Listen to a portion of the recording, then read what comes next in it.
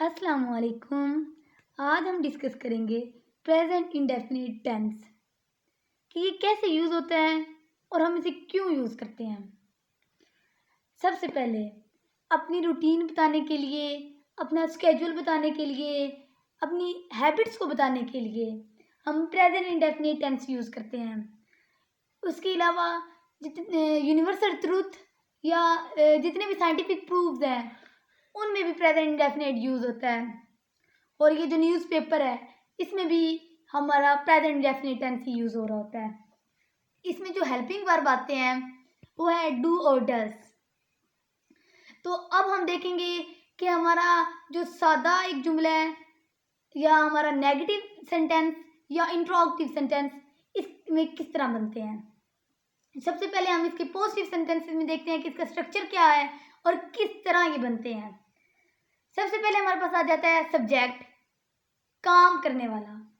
उसके बाद आ जाता है मेन वर्ब, साथ मेन वर्ब के साथ एस या एस और फिर ऑब्जेक्ट मतलब जिसके ऊपर काम हो रहा है। अब सवाल ये है कि हमें किस तरह पता चलेगा कि ये हमारा प्रेजेंट इंडेफिनिट टेंस का है, मतलब इसका ये सेंटेंस है। जब भी उर्दू फिक्रों में ता है, ती है, ते है, ता हूँ वगैरह आ जाए ना, तो ये हमें बता रहा होता है कि ये हमारा प्रेजेंट इंडेफिनिट टेंस है। लेकिन ये हमेशा आपने ये पहचान याद नहीं रखनी। ये तो अभी स्टार्ट में हम लोग कर रहे हैं ताकि ये माइंड में बैठ जाए कि अगर उर्दू में ऐसे लिखा हुआ है तो हमें पता चल जाए। माइंड में आपने इसकी इंग्लिश में जो इसका स्ट्रक्चर है ना वो रखना है, जिसमें सब्जेक्ट है, मेन वर्ब हो और मेन वर्ब की फर्स्ट फॉर्म हो। ठीक है, अब पहले मैंने ये कहा कि हम पॉजिटिव सेंटेंसेस देख लेते हैं। तो पॉजिटिव सेंटेंसेस में सबसे पहले हम देखते हैं मतलब जिसमें ना हो, सादा जुमला जिसको हम सिंपल वे में कह देते हैं। जैसे वो स्कूल जाता है, मैं सबक पढ़ती हूँ, बिल्ली सोती है, मुझे चॉकलेट पसंद है। अब ये सारे हमारे पास हैं सादा जुमले। तो अब हम इनको ज़रा अब इंग्लिश में देखते हैं कैसे बनाते हैं हम इनको। पहले मैंने एग्जाम्पल कहा है वो स्कूल जाता है, वो अब क्या है हमारे पास ही। अब जाने की क्या है इंग्लिश गो, लेकिन मैंने तो स्ट्रक्चर में ये भी कहा था कि हमारे पास एस या ई एस लगता है। तो जो स्टूडेंट्स है ना अब इस बात पे कंफ्यूज हो जाते हैं कि ये एस ये क्या है और हमने इनको किसके साथ यूज़ करना है। जब भी हमारे पास थर्ड पर्सन हो, थर्ड पर्सन वो जो यहाँ पे मौजूद नहीं है, जिसके बारे में हम बात कर रहे हैं, ना वो आई हो ना वो यू हो, ना मतलब मैं ना तुम, बल्कि किसी और जो यहाँ पे मौजूद नहीं है उसके बारे में जब हम बात कर रहे हो तो उसको हम कहते हैं थर्ड पर्सन और उसके साथ लगते हैं एस या ई एस। अब जैसे एग्जाम्पल है वो स्कूल जाता है ही।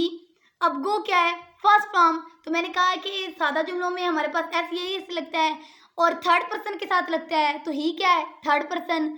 अब गो के साथ क्या लगेगा ई एस, तो वो क्या बन जाएगा ही गोज टू स्कूल।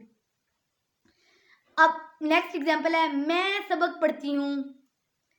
अब मैं की इंग्लिश क्या है आई, लेकिन आई तो है सिंगुलर, लेकिन स्टूडेंट्स क्या करते हैं कहते हैं कि आई सिंगुलर है तो इसके साथ भी एस ये एस आ जाएगा। नहीं, आई है बेशक सिंगुलर लेकिन ये थर्ड पर्सन तो नहीं है। मैंने पहले कहा है कि थर्ड पर्सन के साथ, तो आई हमारे पास थर्ड पर्सन नहीं है तो इसके साथ एस ये एस नहीं लगेगा। सिंपल वर्ब की फर्स्ट फॉर्म आएगी तो आई रीड लेसन। अब नेक्स्ट हमारे पास है नेगेटिव सेंटेंसेस। सबसे पहले इसकी फॉर्मेशन क्या है, इसमें इसका किस तरह ये बन रहा है। इसमें हमारे पास पहले सब्जेक्ट आ जाता है, अब हमारे पास आ जाता है डू और डज।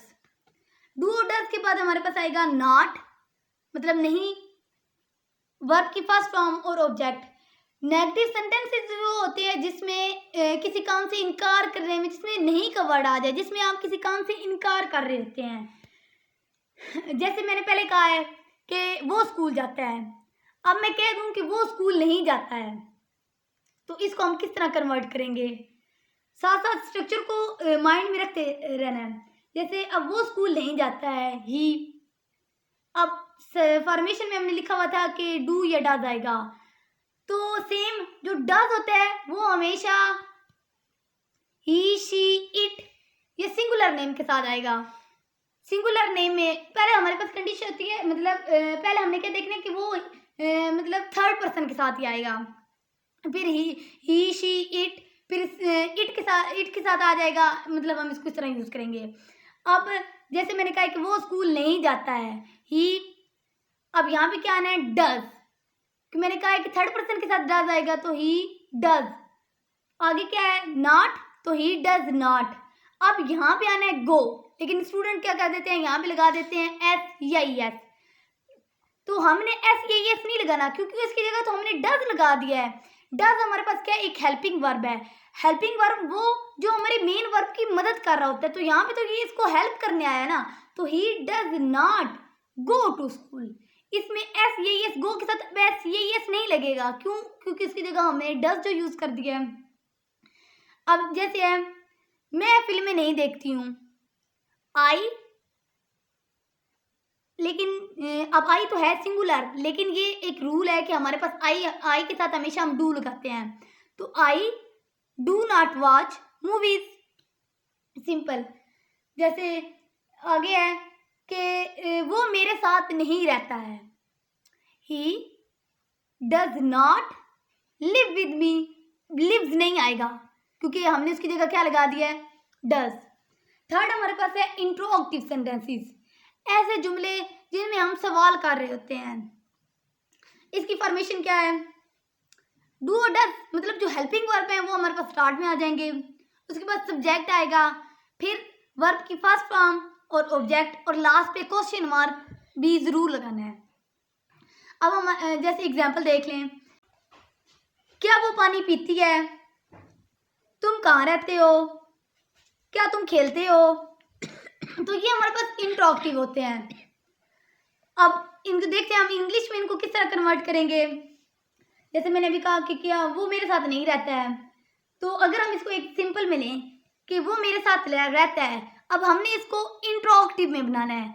इंट्रोगेटिव में क्या कंडीशन होती है कि डू या डज हमारे पास स्टार्ट में आ जाते हैं, तो अब वो थर्ड पर्सन की बात हो रही है तो उसके साथ क्या आएगा, does. Does he live with मी, क्या तुम सब्जियां खाते हो, डू यू ईट वेजिटेबल्स। अब यू जो है वो हमारे पास थर्ड पर्सन तो नहीं है, तो इसके साथ क्या आएगा, डू।